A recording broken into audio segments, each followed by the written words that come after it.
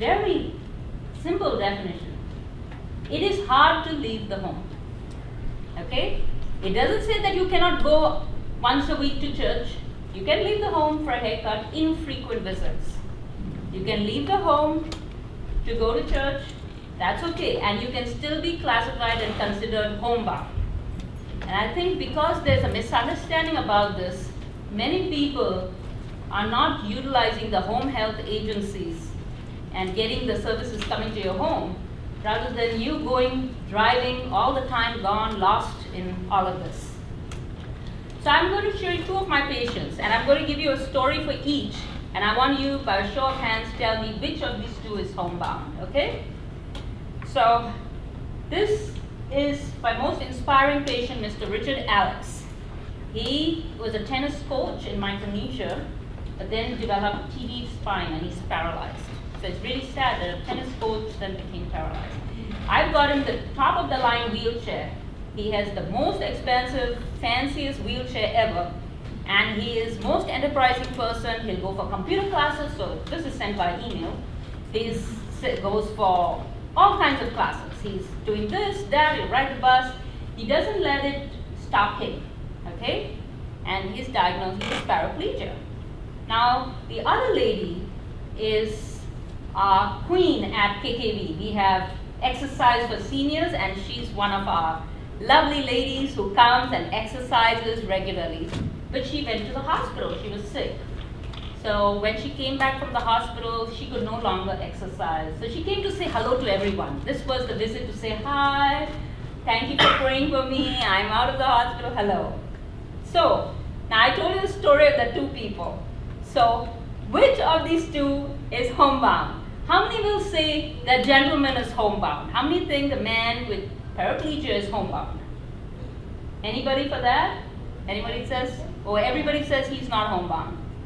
Okay, we have two hands. Okay, and how many will say the lady is homebound? Okay, you guys know the answer. The lady is homebound. Now, this was a big learning lesson for me as a physician, because I couldn't understand why the man with paraplegia was denied. But because if somebody is going for computer classes, going here, going there, they are not considered homebound. So the homebound definition is actually a very generous definition for Medicare. It is hard to leave the home. It's as simple as that. If it is hard to leave the home, you can have therapy come to your home. You can have wound care come to your home. You can have speech therapy come to your home. Also, home health aid is approved for short term. Now, the thing to understand is this is all short term. It's not going to go on forever and ever and ever, but it will go on for at least a couple weeks. So, for caregivers, when we are so busy and we don't have time out of our busy schedule to be taking people to therapy, it's nice for them to come to the house. Any questions on home health? Okay, you guys know the answer. You all are a really good group here. Okay, so this next thing to talk about is medical equipment. I will tell you a real story of a real friend who has brain cancer and is falling all the time. Even when he's come to my house, he's falling all the time. But when he went, his partner took him and they went to the store to pick up the wheelchair. They took the prescription from the doctor and they went to the shop to pick up the wheelchair and give the prescription. And the company said, you know, the insurance is not going to give you a wheelchair. I said, why? Because you walked into the store. So he said, I should have left him in the car. So this is it. If nobody tells you this thing, don't take the person to the shop. Okay, first thing. Keep them at home. All these things are covered by your insurance. Wheelchair is covered, shower chair is covered. Please don't go spending your money buying a wheelchair. Even if it's just $100, don't say, oh, I went to Costco, it was cheap, I bought it. It's okay. Many people tell me it's okay. And I said, no, but it's covered, it's under your insurance. We could have got you. So all these things are typically got from companies that do durable medical supplies. So now let's look at that list. That list is under page 75. Page 75 has another, 75, 76. So these are, everybody got, anybody needs? Anybody needs? Okay. So DME, durable medical equipment. So when a doctor gives you a prescription, don't take it to longs, okay? They need to go through these companies. There are many companies, the doctor needs to fax it. They have their order forms, so you can fax the prescription in, or you as a caregiver go. Don't take the patient, leave the person at home. Go and give them a prescription for shower chairs covered, raised toilet seat is covered, wheelchair is covered, walker is covered, cane is covered. Another thing that people don't know is covered is incontinence supplies. How many people are spending money on diapers? Biggest expense, diapers. It's a matter of doctor filling the right form and writing the right diagnosis. You cannot just say old age. If I fill the form and fax it and say I need diapers for old age, it's going to be denied. The doctor needs to have a diagnosis. We can say dementia, we can say neurogenic bladder, we can say stroke, urinary incontinence. They need some diagnosis. You can get gloves, underpads, diapers. Now usually the diapers that is approved from the insurance is this one, the one with the tapes. Okay? To get the fancier one, the pull-up ones, usually they're not approved. But now I've been seeing that if you have to write a little more story, you can, Medicaid has, like some of the service coordinators, we've been able to get pull-up diapers. If we say the other diapers don't work, or they've tried, or it's still leaking urine, like some people with big wounds, you want to keep the area dry, and we've managed to get an upgrade on the diapers. But all these supplies from gauze, tape, if anybody has wounds, they are all covered by the insurance. For diapers, Medicaid. But if you have an Advantage plan under Medicare, all these things are covered. They need to have the right supporting diagnosis. It's a matter of the right diagnosis, the right form, getting to the right place.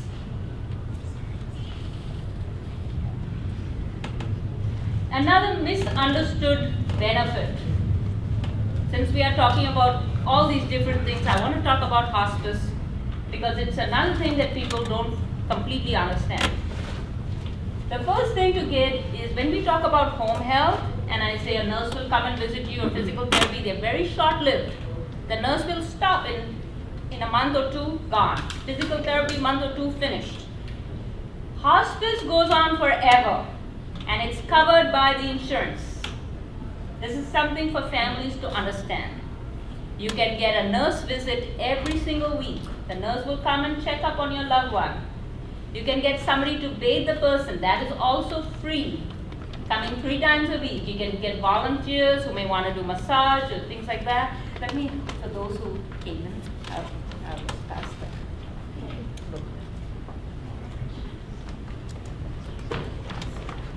What else is covered?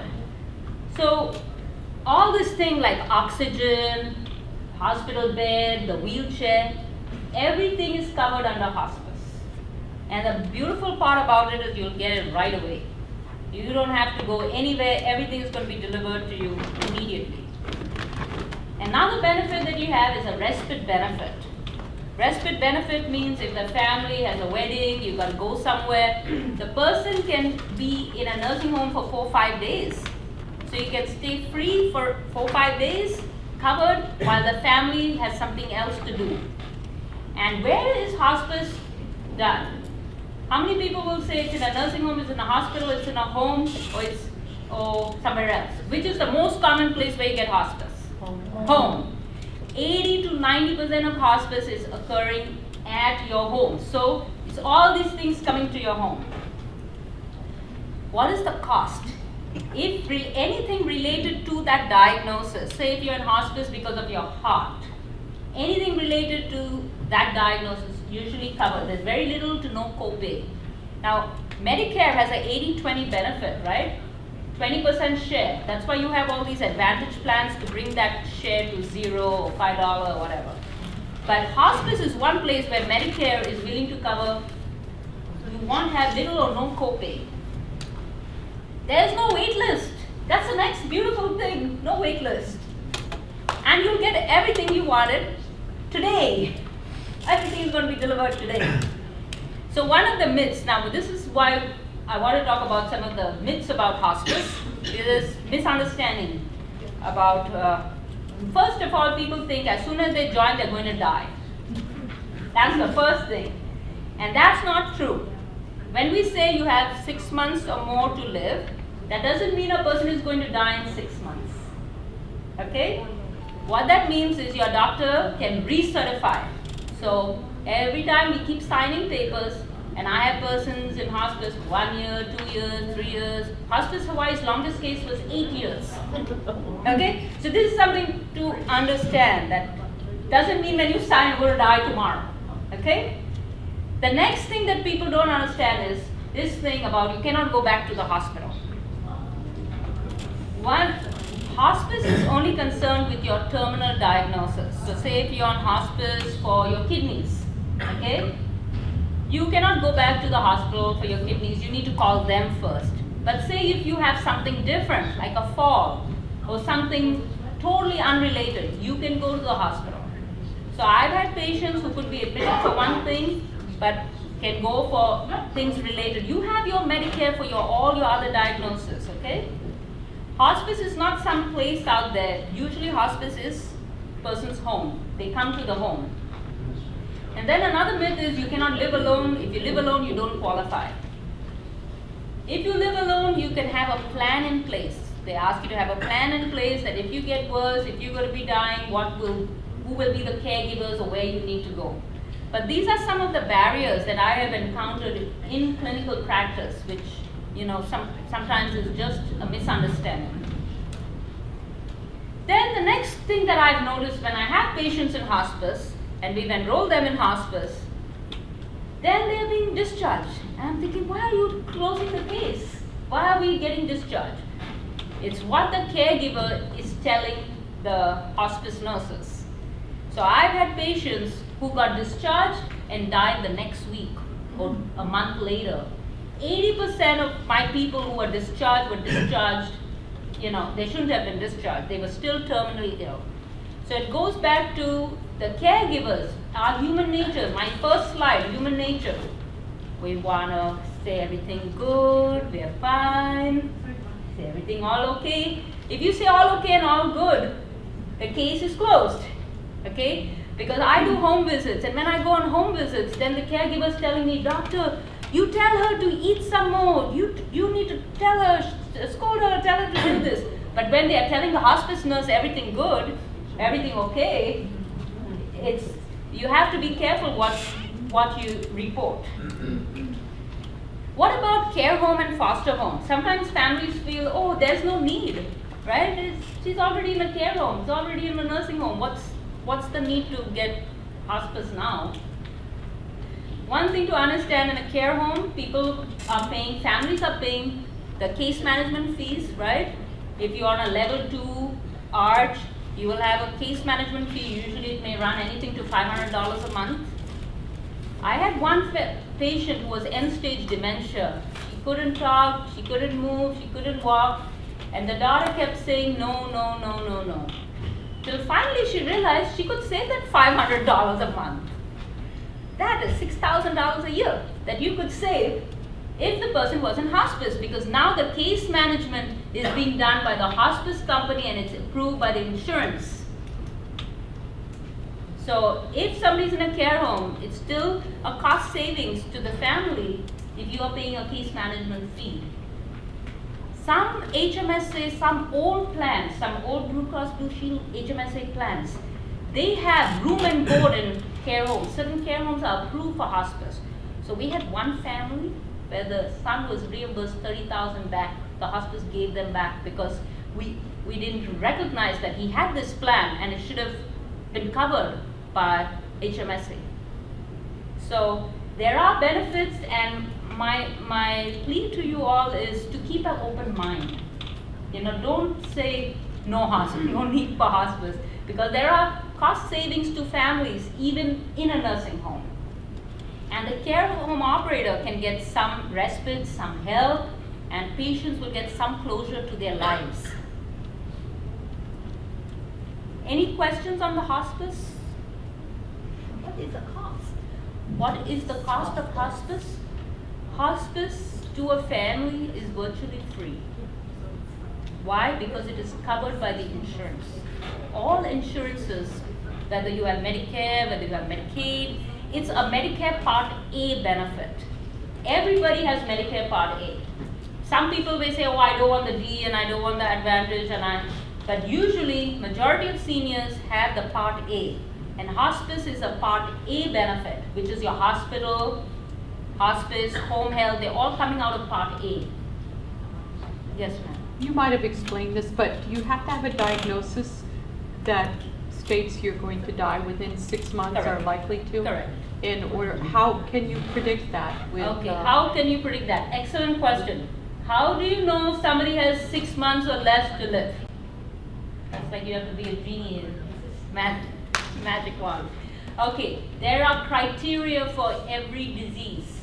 They have done so much effort is being pushed into this. So I work at the university as well, and we do teaching for medical students, for residents, for everybody right now in medical school are getting training on how to recognize somebody has 6 months or less to live.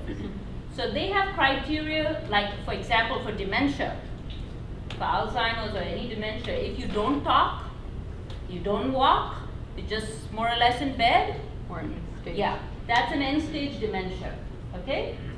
What about kidneys? If your kidney doctor told you you need dialysis, and a patient says, no dialysis for me, I'm not going to go on dialysis, and they refuse dialysis, they are end-stage for the kidney, and we can sign them on because they are not going for dialysis. I've had patients with cancer who have said, no way, I don't want chemotherapy, doctor, I'll leave it up to God, whatever. If you have a cancer and you don't want chemo and all this, we could sign you up immediately for hospice. End stage heart, there are diagnoses and their criteria, like for your lungs. If somebody's on home oxygen, that means your lungs were so weak, you needed that oxygen tank, and that means your lungs qualify. So you could get end-stage emphysema. So there are different, there's criteria written for every broad disease category. And the commonest one that we see, what is the commonest hospice diagnosis as of last year? The commonest one is failure to thrive. What's that? That means somebody's going downhill. If you say, oh, my mother is just going downhill, just dwindling, not eating, not so weak, just not going out, losing weight, these are all under debility. But now Medicare is trying to take away that diagnosis and want you to give something more specific. Yeah, because is that really like a medical diagnosis? Yes, yeah. So failure to thrive, yes. but it's not due to a particular it's one called, part of the body. Yeah, it's everything. just everything. So it is called debility or adult failure to thrive. Okay. It's a medical diagnosis, and as of last year, it was the commonest. Many people think it's cancer, but cancer is number 2. Okay, so it's something to keep an open mind on. Hospice, and because people say, I don't have money, we are not rich, we can't go paying for all these things. But in hospice, they are covered by the insurance. So your nursing visits, the bathing, all these supplies are all covered. Now, for those of you who may have Medicaid, Quest expanded access. The Hawaii Medicaid is one of the most generous Medicaid programs. If you compare with other states, what is covered in the Hawaii Medicaid is a whole gamut of things. So for seniors, they get Quest Expanded Access, QEXA, which is provided by Ohana and United Health. Okay, United Health was called Evercare before, but it's United and Ohana. And the thing what you need to understand is your service coordinator. Every person has a service coordinator. And it is what you tell the service coordinator that gives you the points. And the more points you have, you will get. Families can get paid. Families can get paid for taking care of their loved one, for doing the bathing, for doing all the peg tube, diaper change, all these tube feedings and things like that. So it's all on what you tell the service coordinator. That is very important to understand, because people will come to me and say, doctor, how come this family is getting this money and we're doing so much more and we don't? I said, it's what you told the service coordinator in your interview. You can get foster home paid by the Medicaid. That's like a care home. Foster home and care homes are similar. It's a person is usually in a private home and they're getting care. It's covered under the Medicaid. It's approved. You can get adult day help. You can get something like a lifeline or a personal emergency response system. Transportation is covered to the doctor's offices. So if you know anyone or if any of you have Medicaid Quest expanded access, it is very generous in long-term care. And these home and community-based services are what is the alternative to long-term care, because many people say, I don't want to be in a nursing home. And the families say, I think I can still manage. So we can get assistance to families through Medicaid program. Are income supplies covered under Medicare also, or only Medicaid? It depends on the diagnosis and depends if you have like one of those Advantage plans. Like if you have like HMSA or My Advantage, you have to have a diagnosis that moves with. Typically, most of my patients, the places I work, they're all Medicaid, MedQuest.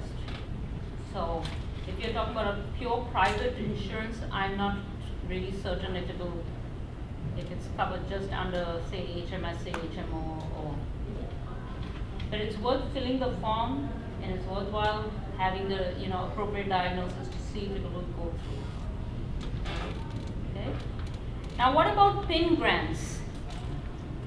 There are a lot of very generous people in Hawaii. There are a lot of very rich people in Hawaii, and people leave their monies, and there's a Hawaii Community Foundation, right? And they have Persons in Need grant, PIN grants. That we are KKV, we are a recipient of PIN grants. We have it for different purposes. Palolo Chinese Home is a recipient, Project Dana. So if somebody is low income, now you may say, I don't have Medicaid, but if you still are low income, a low income senior and have financial difficulties, you can get some help through the PIN grants. So one of the things that Palolo Chinese Home has is overnight respite. So if the family has to go somewhere or there's some emergency and you don't know what to do with your parent, there's overnight respite. You could have them in the Palolo Chinese Home through the PIN grant. Okay, the cost could be greatly reduced through this. House cleaning, home delivered meals, again for seniors who are not on Medicaid but have great financial need and difficulty. Project Dana can offer respite, transportation like taxi fare. They can give you the taxi money, but it's a matter of calling them up. In the booklet, I put the numbers there in the different sections. So what about other organizations? There are many organizations in Hawaii where seniors who have financial difficulty can get help. So Meals on Wheels, you can have nutritious meals. There are congregate dining sites where usually it's a donation is suggested, so it's what you give. Like we have the meals at KPT, at KKV, we have it at 2 sites. Greatly underused is Catholic Charities. Catholic Charities has transportation services. If you are a low-income senior, person's having difficulty, please call them and try to use their services. Project Dana will do a home safety evaluation free, absolutely free of charge. They can come to your home and give recommendations to make it safe. The Alzheimer's Association is another wonderful resource. They have something called a Safe Return Program. Safe Return Program is for seniors who may wander, who have dementia, because you hear about a story, oh, somebody was found on the North Shore. How do they get on the bus? How do they go? So the Safe Return Program is a program where you get a bracelet and you're in the system and you don't have to wait 24 hours for somebody to be declared missing. In a Safe Return Program, the police can search right away. And if you are having financial difficulties, like I've had most of my patients get scholarships to get the Safe Return Program free. There's Kapuna Care, different organizations. There's the bathing services from St. Francis, that's also part of Kapuna Care. So if there's a wait list, please put your name on the wait list. It's important to understand that get on the wait list, because that list will move even for senior housing. There are so many low-income senior housing available, but it's a matter of getting on that list. And that usually moves much faster than, say, public housing at Puyo Park Terrace. KPT's wait list is 8 to 10 years to get into public housing. Whereas senior elderly housing, so in the booklet here, page 94, thank you, Lori. Any of these housings that have a star, if you see a star next to the name, those are all low-income subsidized housing. But there is no central system. There's no magic, you put your name in one place and goes to all of them. So you have to call each of this individually. You don't know who has a vacancy faster than the other. But an advantage of being in a senior housing is that there are more services that you can get. They are geared for seniors. Like Kapuna Housing on School Street, Catholic Charities has an office there. They are already, the manager knows what to look for, the staff is better equipped. Now somebody may say, oh, but I have my daughter with me. I can't get senior housing because I have my daughter and then they're not going to take my daughter. So what I tell them is, you need to get in housing first, and then you come back to me and your doctor will write a letter to say that you need a live-in caregiver. Do you understand? You can always, for all these rules, there are exceptions to the rules. Like many places will say no pets, but if you have a service animal, the house rules don't apply to service animals. So in the same way for senior housing, if somebody has a caregiver who's younger, like their son or daughter, if you have a doctor's letter to justify the need for that person, usually they will make an exception. Let's talk about medications. What are the Advantage plans? How many people understand about Advantage plans? It's confusing. Okay, the way I explain Advantage plans, it's like you're going to Vegas on a package deal. So you're going to get your airfare, your hotel, your meals, your casino money, it's all wrapped up in one. So that's an Advantage plan. It's a managed care Medicare, where you get your prescription benefits, so you don't have to worry now, what is my Part B, what is my B, what's my A? It's so confusing, right? So if you take an Advantage plan, and there are many Advantage plans now. What are the Advantage plans? They're on page, so I've discussed Medicare is on page 31. So if you turn to page 31, there's a list of the different, it's on 32, the table, all the different Advantage plans that are here that you can call, whether it's United, Kaiser, Humana. These are the Advantage plans here in Hawaii, where if you have an Advantage plan, then usually your copay for the medicines comes down. You may pay $0, you may pay $5, you may pay $7. So, but some people say, no, doctor, that's not true. I had to pay $30, or I had to pay $100, $200. So, one thing to understand, every plan has a formulary. A lot of seniors are paying, a lot of their money is going on medicines. I came back from the mainland and I was staying with two retired doctors. One was an emergency room doctor and one was an OBGYN doctor. And the lady was sharing her story how her mother has to pay so much for Celebrex. So I told her, I'll send you samples. When I get back to Hawaii, I'll get you some samples. But why is your mother paying so much for Celebrex? Did you not talk to the doctor? Oh, it's not covered. Now, for everything that is not covered, you can get it covered by doing a prior authorization. This is something very important to understand. There is every health plan has a special form for medicines that are not in their list. So, do we understand what is a formulary for a drug plan? Okay. Every drug plan, whether you're HMSA, whether you're Kaiser, has preferred drugs. The drugs that they can get at a good price. So they have blood pressure medicine, cholesterol medicine, they got different medicines, that pain medicines. So in the formulary for a health plan, for each diagnosis or each condition, they got medicines. But suppose you say, oh, I don't want this drug, I want my Lipitor. I've taken Lipitor for 10 years and I get side effect to this one or I get side effect to that one. Then you don't have to continue to pay $100, $200 for your Lipitor. Your doctor needs to fill out a form called a prior authorization form. If a drug is not on the formulary, if the doctor fills the form and gives a good story, a good reason why you need that drug, like you are getting side effects to the generic, you cannot tolerate, we tried this one, we tried that one, usually 80% of the time it will get approved. But many people don't know that you have to do this next step.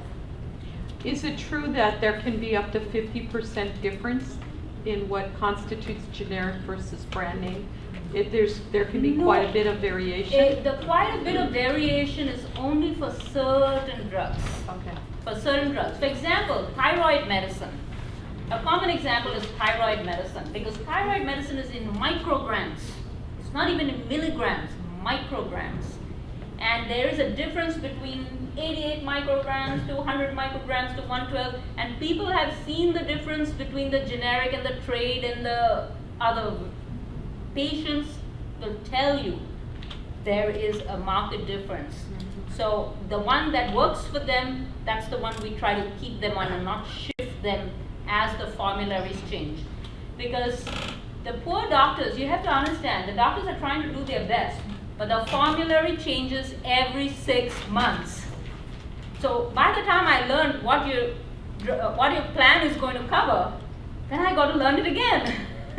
So it's really hard, and if you don't let your doctor know that you're paying $100, $200, they're not going to know that you were paying that much. So you've got to come back and say, this medicine is not covered anymore. I used to pay $10, but now they're charging me $100.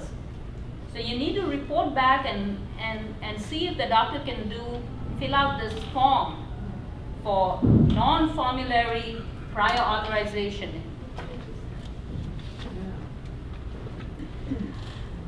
I want to end with this. I'm from India. We started the story with I'm from India. We'll end the story with Life of Pi.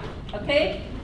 What matters is how you tell your story.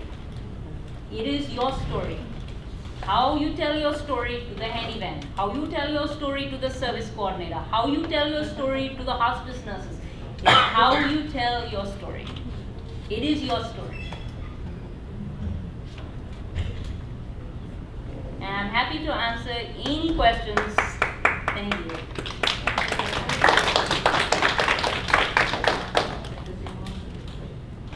Anyone want to share anything? Or yes. I wanted to ask you, at what age do you need to get a gerontologist? What age to get a gerontologist? Unfortunately, there's such a shortage to get a geriatric consult or usually there's a big wait list. But as far as the families, if you notice your mother or father is going downhill, if somebody's becoming more frail, if there are more problems appearing, going in and out of hospital, if things they're not stable anymore, then I would suggest to get a geriatric consult. A lot of times when people become homebound and they're not going out of the home, that's another time to consider. But if they are vibrant, healthy seniors, you want to keep the doctor, because people have the relationship with the doctor for years and years, and you never want that, irrespective of what the literature says. The doctor knows that this medicine we've tried it, it has never worked. I don't care what your journal is going to say, I've done it. So the relationship you have with your doctor, you want to keep that PCP. That's my advice, is as much as you can keep the one who knows your parents, you can always get a second opinion. So is the gerontologist then for dementia diagnosis? Dementia falls in the realm of many, many people. A neurologist can help you, a psychiatrist can help you, a geriatrician can help you, and internal medicine can help you. So it's a common term for many specialties. Most often a neurologist or a geriatric doctor. Why don't we have more gerontologists in Hawaii? So obviously we need them, Okay. and there's a shortage. Why aren't there Well, more? why aren't there enough? Because the University of Hawaii does a great job. We are the third largest training program for geriatrics in the US. However, when they graduate, they leave. Why? Because there isn't enough jobs in the state to keep them. Even though the demand is high and there's a wait list, Yes. there's not enough jobs for people? The reason being, I will give you an example. Queens had so many geriatricians out in couple A, but they cannot give you 1 hour to see a patient or half an hour to see a patient. So the geriatricians were then told, you need to practice internal medicine, you need to see the patients faster. So many of them left and said, we cannot see somebody in 15 minutes. So it's sort of the conditions of the work. Yeah, it's a condition of the work, and the medical reimbursements are so low that for the overhead and the productivity, there's a certain number that is needed to be seen, and those are some of the challenges. What are the questions? Yes, ma'am. I was surprised when you mentioned that this class, how you all came up with the name, because I expected something else. But I was wondering, this is going off a little bit on seniors, but would you say, in your opinion, that in looking at our parents who are elderly and maybe in a care home or whatever, that one of the challenges that care homes have is when a client doesn't want to take a bath. Like, here's my mom, she gets a sponge bath every day, but it's a battle, what I call, to give her a regular bath and washing of hair, And so I tried to at least go there, and I kind of played the Gestapo, because I'm telling my mom, you really need to do this, and it's just once a week. And before, she was a person who was like, no, I have to take a bath every day, but of course now older, different circumstances, she doesn't want to. And then when I talk to other people they go through the same thing, that their loved one doesn't want to, and I don't know if it's afraid of the water or what it is. Has your mom been evaluated for dementia? She has like dementia. Yeah. Because it could be that the dementia is progressing. One of the commonest diagnosed where people don't want, where the bathing becomes an issue, is when people have dementia or their dementia is progressing. So just kind of coaxing them to, she can say, oh yeah, I'm going to do it, then you get everything ready, take her to the bathroom, no! Yeah. Then it's like, yikes. Thank you. It's a challenge, sorry. Mm-hmm. Any other questions? Thank you. Thank you all. Thank you.